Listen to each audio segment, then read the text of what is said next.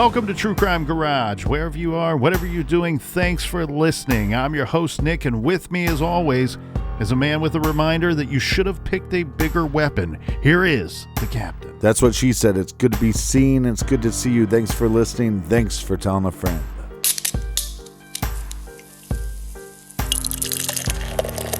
Today we are still drinking Nosferatu by Great Lakes Brewing Company. It's an Imperial Red IPA, 8% ABV. This is one of the most beautiful looking beers once poured into an appropriate beer glass.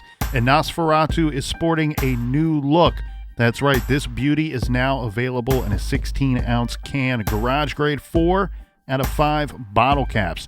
And here's some cheers to our friends for helping us out this week. First up, a big shout out and thank you to Bethany in Alma, Michigan. Tall cans in the air. And a big shout out to Christy in Dickinson, North Dakota. Next up, here's a cheers to Raymond Sanchez serving this great country. Thank you for your service, Raymond. And a big we like your jib to Lori in Madison, Indiana.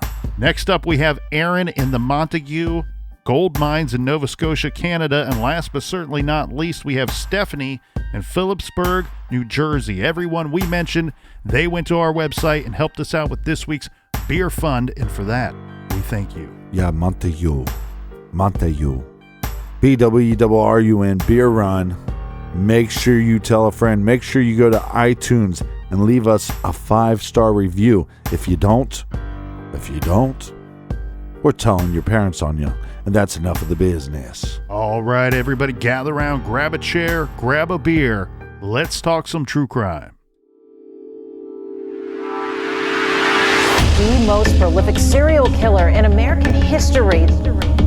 Samuel Little has confessed to 93 murders. She fight for her life, fight for my pleasure.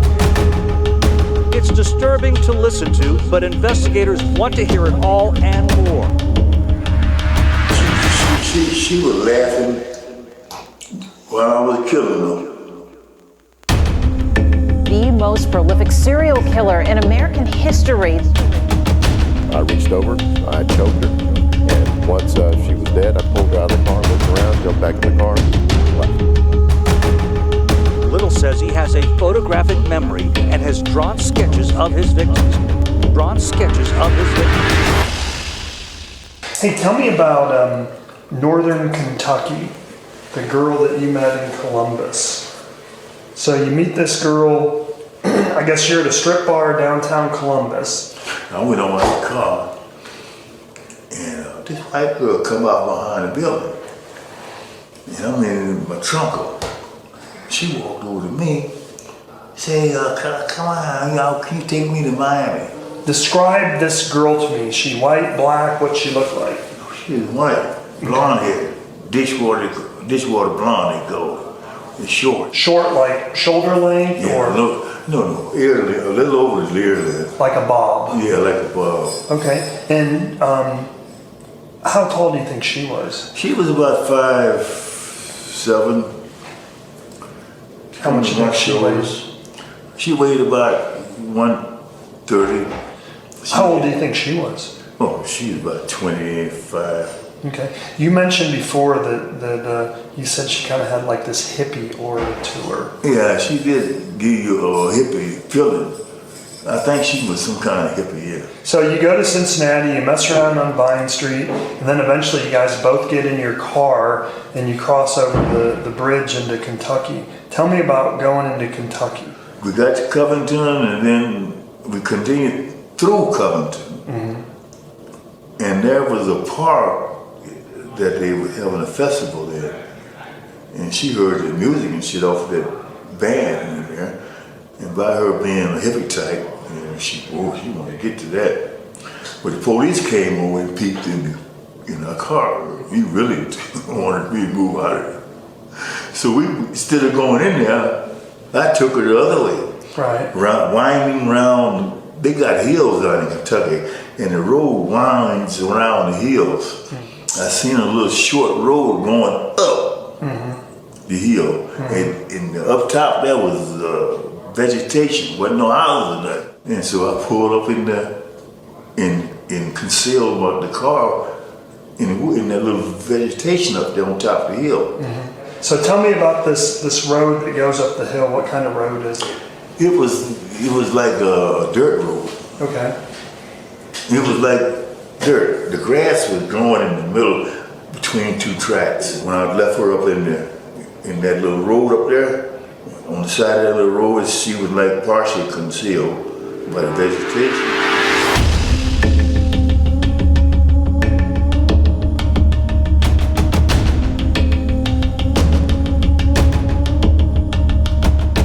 From his mouth to your ears.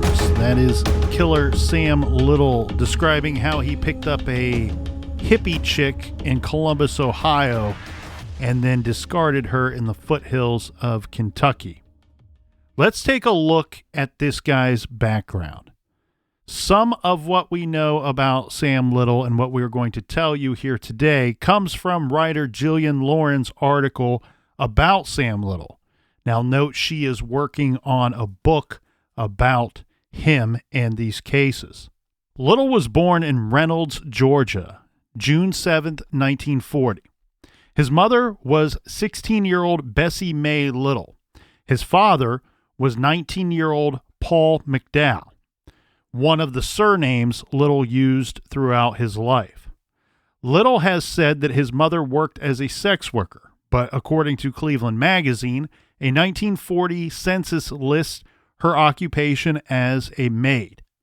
According to him, Little's mom didn't want to be pregnant and tried to abort the baby by tying a rope around her waist and pulling it as tight as possible.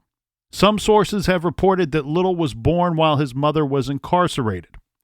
He was raised by his paternal grandparents, Henry and Fanny McDowell, in Lorain, Ohio. He attended Hawthorne Middle School, but quit in the 8th grade. He was first arrested for stealing a bike in February of 1954 and spent some time at a boys' industrial school in Lancaster, Ohio, a violent reform school where he says the boys were regularly gang raped by the older, stronger kids. He was there for 18 months. Well, what do they say? Hurt people hurt people. His next arrest would be in 1956 in Omaha for burglary. Then we have him again in 1957, this time back in Lorain, Ohio. He was again sent to a youth facility, this time the Ohio State Reformatory in Mansfield, which was closed by court order in 1990 due to overcrowding and inhumane conditions. This prison is best known for the filming location for The Shawshank Redemption.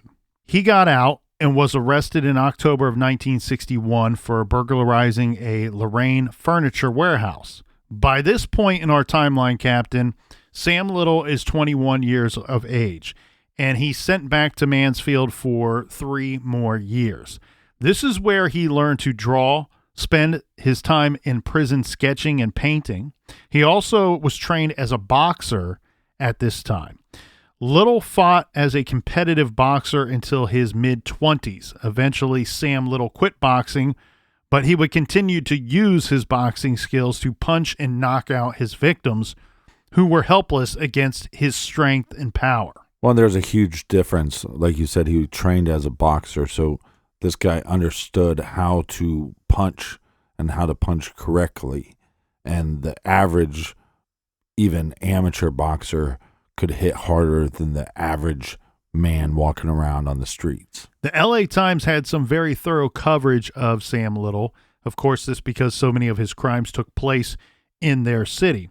And they say, quote, Little traced the urge to kill to his youth. He said he got his first erection in kindergarten when he watched his teacher touch her neck. Later in grade school, he dreamed of killing a girl who stroked her neck while teasing him. At age 15, he was flipping through a true crime magazine when he came across a photo spread depicting a strangled 18-year-old. He said that he pinned it to his wall, stating she had a beautiful neck. After his release from prison, when he was 26 years of age, Sam Little moved to Florida to live with his mother, with whom he had reconnected after she sent him a letter saying he should come see her in the Sunshine State. According to the Star Advertiser, He worked at the Dade County Department of Sanitation and later at a cemetery.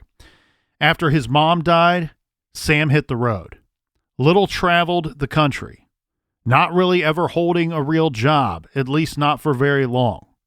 He got arrested time and time again as he traveled the underbelly of the country, mingling seamlessly with the disenfranchised, the poor, the addicted, and the desperate. It was within this demographic that he selected his victims. By the time he was extradited by Mitzi Roberts to L.A., his rap sheet was over 100 pages, filled with scores of instances of brutal violence against women, beatings, sexual assaults, chokings, even attempted murders. He had escaped real prison time on all but the 1984 San Diego assaults on Lori and Tanya.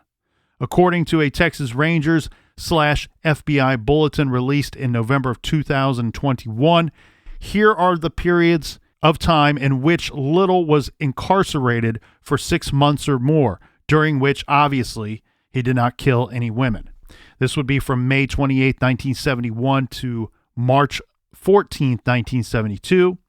Then again from November 25, 1982 to January 18, 1984.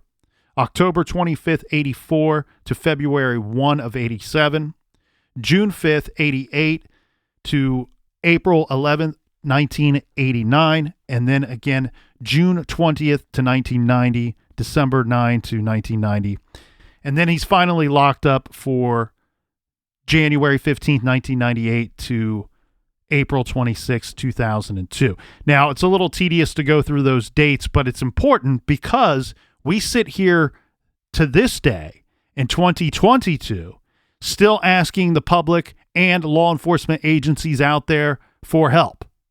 We have unidentified victims of Sam Little.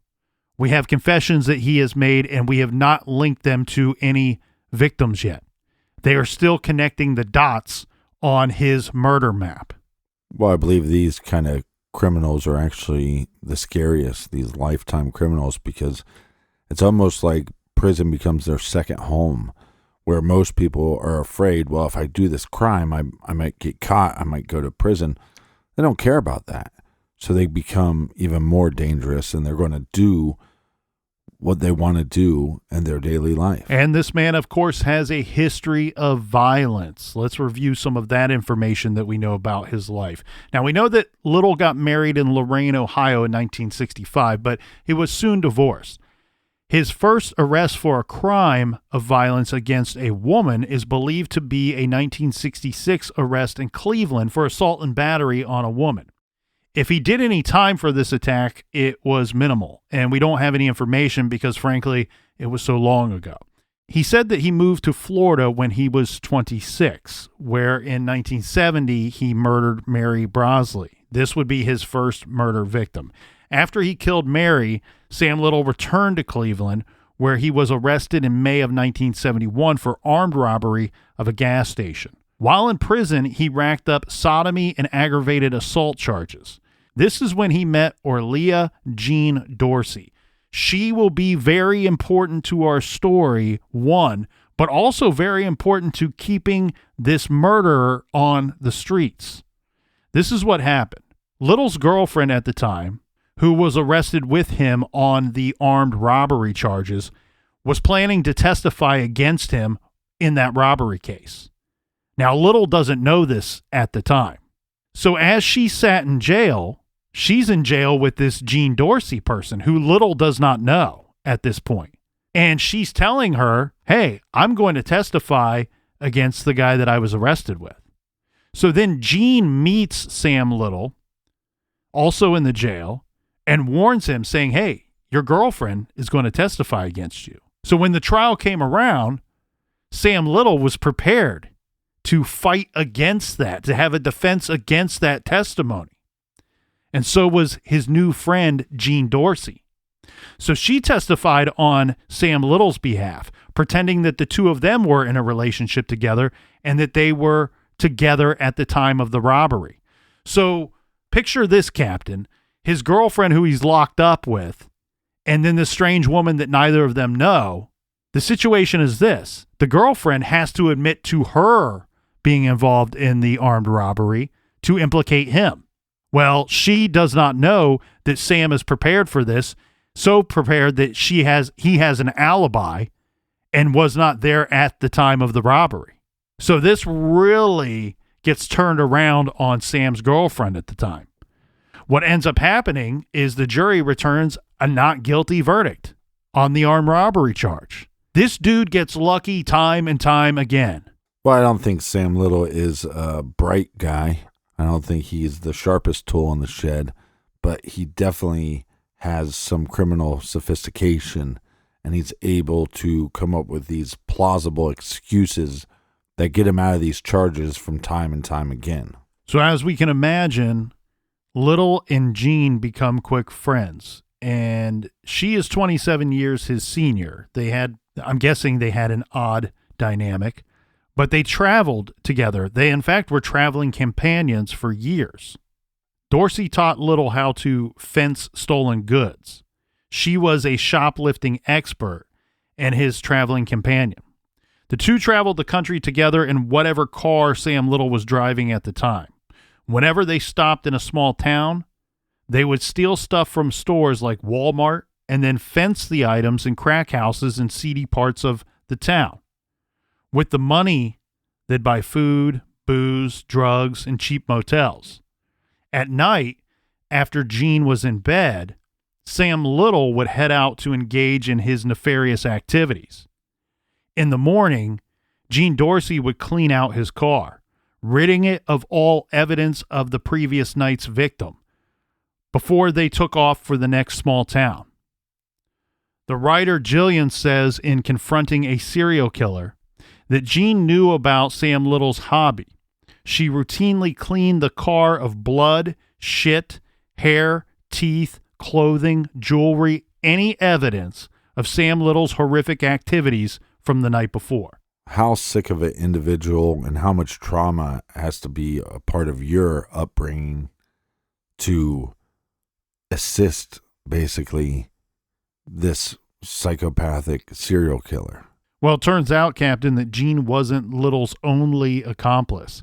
So now we have to introduce this Danny Beckless. He's a 19-year-old who met Jean and Sam Little in Little Rock in 1982. There's some kind of weird information here. It's a little unclear exactly how this young man started traveling with this older woman and the psychopath Sam Little.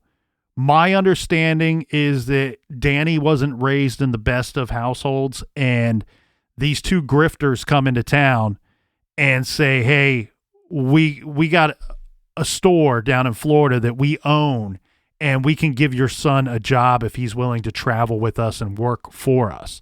So Danny gets the blessing of his parents and then travels along with these two maniacs. They drive all over the Gulf Coast until they are arrested in Mississippi. There, Danny told police that they spent their days shoplifting, fenced stolen goods, and checked into budget motels. Then Sam Little would head out to meet women, sometimes not returning until late the next morning. Now, he says that Sam Little didn't talk about ladies or nothing because Mrs. Dorsey was the jealous type. But Danny Beckless told police when the two men were alone, Sam Little would brag to him about meeting these different women. It looks to me like Danny was in some ways a victim too. There's evidence to suggest that Sam Little was awfully violent with this Danny individual. And there's not a lot that I could find to indicate that Danny, while he likely may have had thoughts or suspicions of what Sam Little was up to, it doesn't seem like he had any direct firsthand knowledge of Sam's murders. So what you're saying is Sam Little is, revisionist history, and he's saying, well, I'm just hooking up with these girls. I didn't kill them. But this individual is not an accomplice in the murders, but he's an accomplice and all the other crimes that they're going to be doing in between the murders. This is basically a traveling band of criminals. a lot of it, Danny is going to witness and be part of these more petty type crimes, the thefts and robberies and things of that nature. And I wonder if this was kind of a need for Jean Dorsey. We know that she's getting up there in years by this time. She's the shoplifting expert. Remember, that's what Sam Little called her. I wonder if this Danny character is somebody that they needed. They needed to take somebody on to contribute, because if they're not stealing these items and selling them, or successful robbing somebody and getting away with it, which you can tell by his rap sheet, he's not so great at robbing people and getting away with it, then their money's going to dry up. And the money that they make from fencing these items is what's keeping their travels ongoing. And they're also, especially Sam Little, again, he's using a good amount of alcohol and drugs at this point too.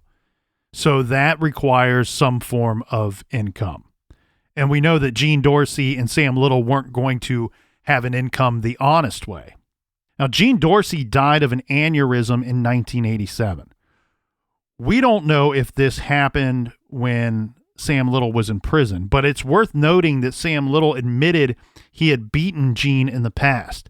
So I wonder, is it possible that her brain injury was the result of such beatings? Of course, it's impossible to know this.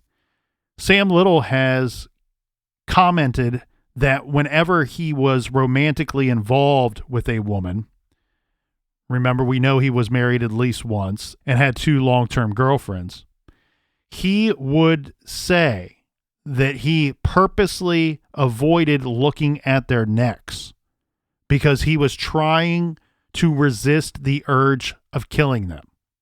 He told investigators that he had never killed anyone he loved, but he seems to have been unable to resist physical violence even against those he, I guess you could say, cared about, Jean Dorsey being one of them. When Sam Little got out of prison in California in 1987, he resumed killing with a vengeance. This is when he killed Carol Alford in L.A. He has confessed to 6 more such murders in the Los Angeles area in 1987, all of which remain unsolved because the identities of his victims aren't known, and the victims have gotten lost in the sheer mountain of victims from that era in the Los Angeles area. Sad to think that there's murder victims out there that there's nobody looking for them or looking for answers to what happened to their loved one. Well, I think there are people that may be looking, but the problem becomes, obviously Los Angeles and several other major cities in the United States had a huge homicide problem in the late 80s and early 90s. Now, without Jean, now that Jean Dorsey has passed away, without Jean to handle the shoplifting, Sam Little started to get caught. In 1991, he was arrested in Lorain, Ohio for stealing a carton of cigarettes and hitting someone with his car. For some reason, although he was charged, he was let out pending trial, and shocker, he skipped town. It doesn't seem like anyone bothered to check his background or record in a lot of states when he's getting picked up on these lesser charges. And so they don't realize that they're dealing with this career criminal. They let him out because you get let out until you have your trial. But as you pointed out, Captain, and we pointed out, he's living this nomadic lifestyle. Of course, he's just going to hop in his car and drive away. Well, and Sam Little has nothing to lose. That's right. Now, what ends up happening here is he gets caught for something else. It's not clear to me what. But when he's caught for these other things years later, he now has to face those 1991 charges that he dodged in Ohio.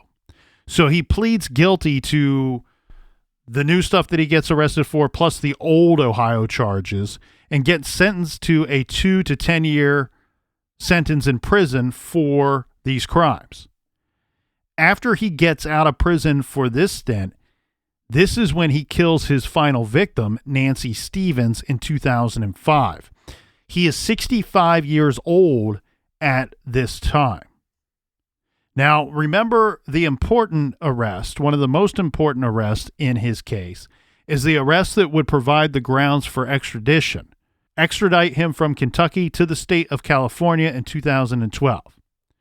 This is when Sam Little was arrested in Los Angeles for cocaine possession in 2007.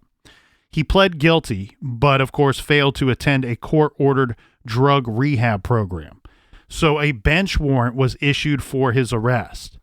As we heard earlier, and as we said earlier, Mitzi Roberts had a heck of a time tracking him down, because during his entire criminal career, including the 3.5 decades spanning the killing years between 1970 and 2005, Sam Little didn't really live anywhere. He literally spent his life as a transient, preferring shelters, halfway houses, seedy motels, even sleeping in cars. He said he rarely stayed in any one place for longer than 3 days. He had no fixed address, no registered vehicle, no credit cards or paper trail. He didn't vote. He was a ghost. And law enforcement agencies didn't cross-reference with other jurisdictions the way that they do now. So an arrest for assaulting a woman in one state meant nothing to investigators in another. In fact, in many of his arrests over the decades, police detained and released Sam Little just hoping that he'd leave their jurisdiction.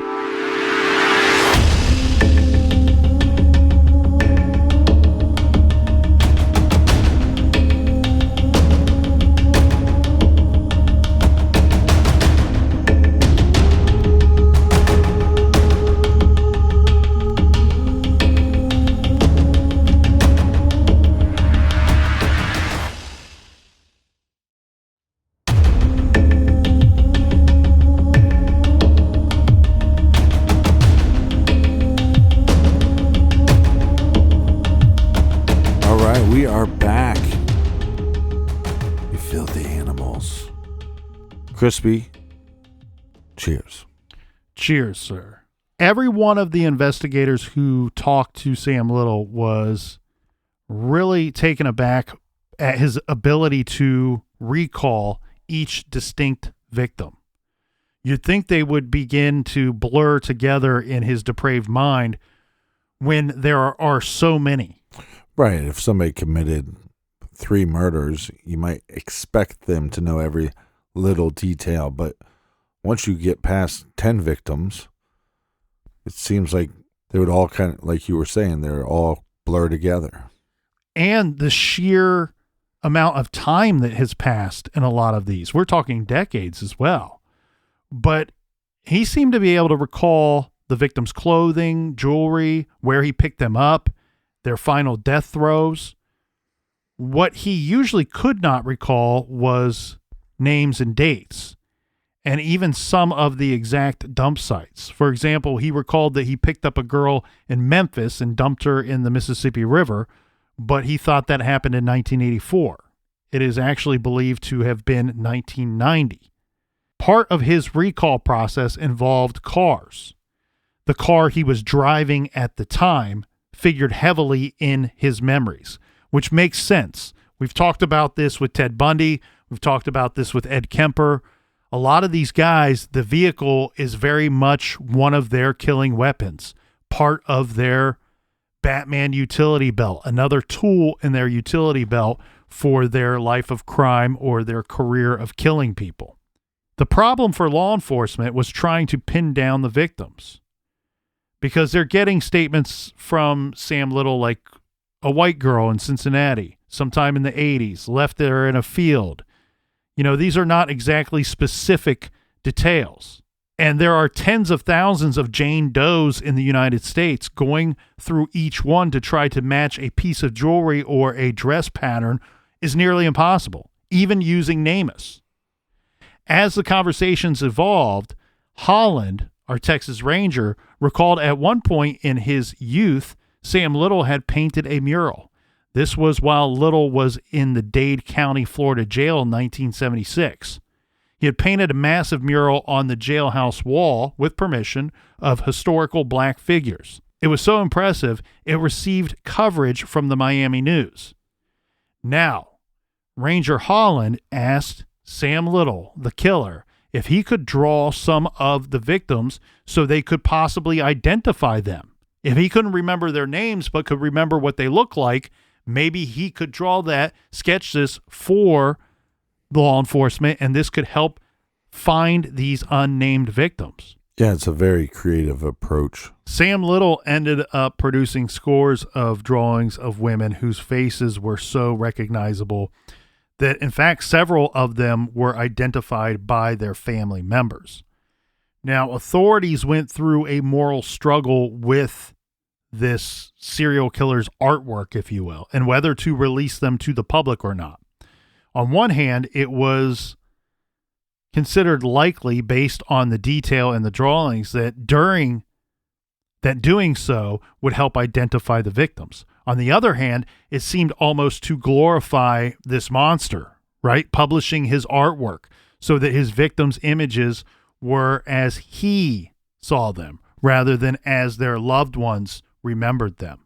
Law enforcement is going to release these, which I think is good because it gives us a chance to identify these women and get some closure, get some answers for the family.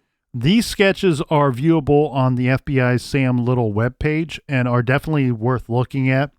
As people looked at them, they saw victims they recognized. For example, when Akron, Ohio detectives heard the details of a Little confession in their town, they hearkened back to an unsolved murder.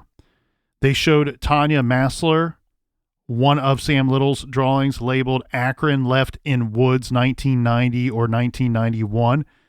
And Tanya immediately knew who it was. It was her mother, Roberta. She had been found decomposed in a wooded area of Cleveland's Firestone Metro Park in September of 1991, and her cause of death was undetermined at that time. But as soon as Tanya saw Sam Little's drawing, she and the investigators now knew what and who had killed Roberta after nearly 30 years. So stories like this made using the artwork worth it, as the captain pointed out. So Sam Little's confessions and these portraits and the tactics they used, they were able to solve some cases that were decades old. Yeah, they're able to verify previously unsolved homicides using all of this work that they've put in. And the FBI, their agents Peloso and Williamson that we've mentioned earlier, they reached out to more than 200 investigators with details of crimes, descriptions of the victims, their clothing, where they were dumped, and so on. They're trying to figure out if there were even more. All in all, over 650 hours of interviews were conducted between Sam Little and various law enforcement officials from multiple states. The FBI worked with local investigators to clear these cases as they confirmed Sam Little's confessions. Sam Little confessed to killing women in Arizona, Arkansas, California, Georgia, Florida, Illinois, Louisiana, Maryland, Mississippi, Nevada, Ohio, South Carolina, Tennessee, Texas, Kentucky, Indiana, Missouri, and New Mexico. And the agency has confirmed many of Little's admissions. A November 2018 news release issued by VICAP is entitled Convicted Killer Linked to 90 Murders.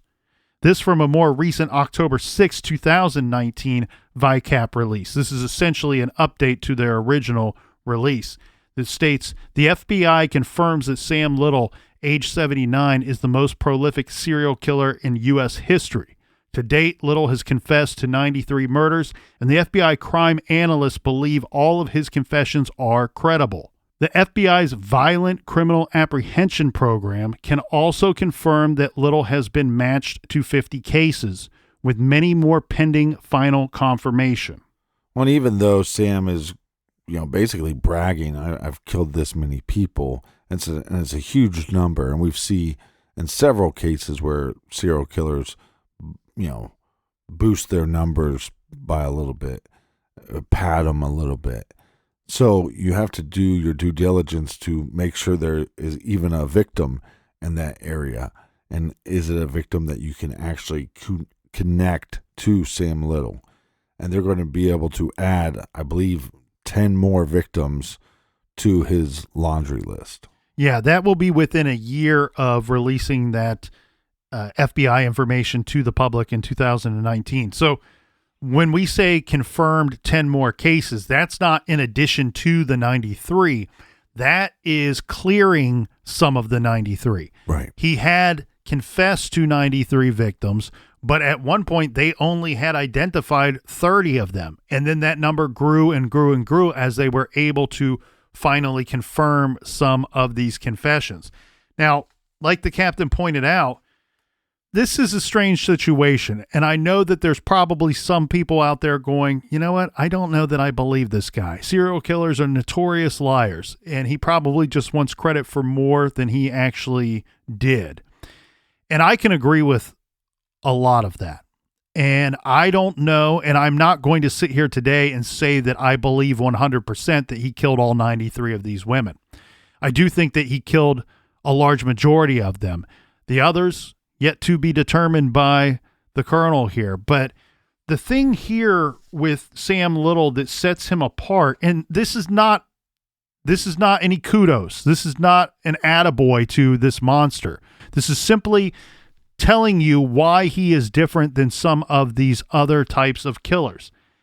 And I think some of the best information or the best thoughts on that comes from District Attorney Gary Rempel out of San Diego. He was the guy that tried Sam Little in the San Diego cases. And he says, look, this guy, he was not a would-be killer, right? Even though he got off in San Diego and he could not get a conviction, Gary, the district attorney, said straight up, I reviewed this guy's file. He's not a would-be killer who's being tried for 2 attempted murders. He goes, this guy is a torture killer. And when he gets out of his short prison stint here from dodging these attempted murder charges, he's going to kill again. He's likely going to go elsewhere and kill again. And he referred to it as the Sam Little playbook. You know, the reason why Sam Little was so successful was his playbook, because his murders worked. His playbook worked. And it was simple. Sam Little moved frequently. He used aliases. He traveled with an alibi witness, Gene Dorsey, who, if he did find himself in a jam, would come to his rescue and say, no, he couldn't have been over there doing that bad thing because he was with me. He left no weapons, used no weapons, and sadly, unfortunately, he picked victims that would not be missed. That's the Sam Little playbook. That's the playbook that worked. So there's obviously some confessions that line up and match and make sense, but then there's other cases that don't line up and don't make sense. Yeah, this is very messy. It's not clean by any means. So by the spring of 2020, Sam Little had been convicted of 8 murders in California, Ohio, and Texas. He was charged with several more that have not been adjudicated. As we said earlier, it's been reported that the FBI has confirmed 62 of Little's confessed homicides, but we know that he confessed to 93 kills. The FBI has created an interactive website of a U.S. map with locational pins reflecting scores of victims of Sam Little's who have not yet been identified, Jane Doe's, and 2 murders described by Sam Little that have not yet been definitively corroborated by law enforcement. So these are unmatched confessions. It also indicates Jane Doe's that have been matched to Sam Little, but are still unidentified themselves. Each confession includes a short caption or blurb, and many include a drawing done by Sam Little. You heard one in today's trailer. Yeah. Creepo. The purpose of this page is to provide the public with as much information as possible about these unidentified murder victims in hopes that someone somewhere knows who they are. Even more recently, in November of last year, the FBI and the Texas Rangers issued a joint bulletin entitled Sam Little Case Profiles that requests public assistance identifying his remaining victims. The bulletin contains very detailed blurbs about each murder and the sketch for each victim. if one was made. All of the unidentified victims were killed between 1970 and 1997. The bulletin is broken down by state. We have 16 unidentified Los Angeles victims, as well as unidentified victims in other states, 5 in Florida, 3 in Georgia, 1 in Tennessee, 1 in Ohio, 2 in Louisiana, 1 in Mississippi, and 1 in Las Vegas, for a total of 31 unidentified. Adding to the 62 that have been attributed to Sam Little, and we have 93 in total. In some of the unmatched confessions, the FBI has provided us with lots of detail. And if you're interested, you can go to FBI.gov and look up these portraits yourself. And I suggest people do that. Sam Little confessed to 17 murders in Los Angeles in the mid to late 80s. This is in addition to the 3 that he was convicted of. One of the 17 is Alice Duval, now believed to be resolved. So that leaves 16 additional cases in Los Angeles. As of the end of 2020, Mitzi Roberts told the Washington Post, police have very strong leads in about 5 of the remaining cases, but are not yet able to say with confidence, this is him, this is why. The task is complicated, she said, because as many as half a dozen serial killers using similar methods were operating in Los Angeles in the 1980s, the era when Little was active there. Per the LA Times, quote, during the time period that he was convicted of murdering 3 women in Los Angeles, we were in the middle of a crack cocaine epidemic. Prosecutor Beth Silverman said during that time period, there were more than 100 women of color who wound up dead in alleyways in South Los Angeles. By November of 2021, so late last year, Captain, none of the 16 in Los Angeles had been definitively identified. So those are still open, unresolved cases. Yeah. And then there are the cases that might not have yet been attributed to Sam Little, but they have been mistakenly attributed to someone else, someone who is innocent. There are 2 known cases where Sam Little is believed to have been responsible for the murder, but someone else was convicted. Samuel Little died December 30th, 2020, of natural causes in a California hospital. By the time of his death, nearly 60 of his murders were confirmed, making him the most prolific serial killer in U.S. history. He got away with so much death because he knew exactly what he was doing when he selected victims no one would miss or fight for. His own words tell the story of his calculated M.O.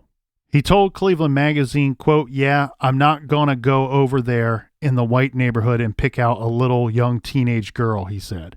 I ain't going to go over there and pick out a housewife while she's out there with the shopping in her hands and drag her into the car.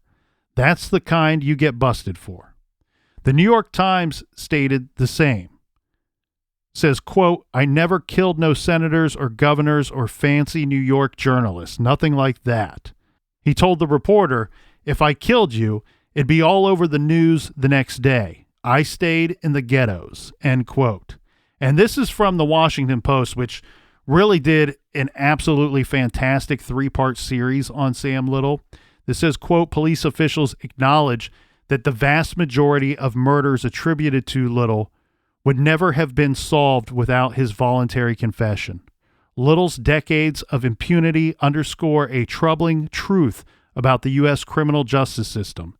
It is possible to get away with murder if you kill people whose lives are already devalued by society. Well, Little admitted to Jillian Lauren that any apologies that he made or remorse that he had shown, it was an act. He didn't care whether the victims' families forgave him. He felt nothing when he killed them except exhilaration and the selfish need to make them his.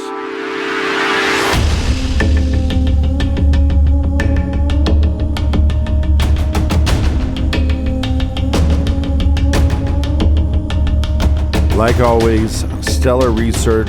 Thanks for keeping us entertained, Colonel. Do we have any recommended reading for the beautiful listeners? Yes, but only for the beautiful listeners. This week we are recommending Forced Sex Trafficking, What It Is and How You Can End It by Christopher Armitage. We can't just sit around and wait for the most disgusting scourges that face humanity to be cleaned up by someone else. So join the fight and read this book.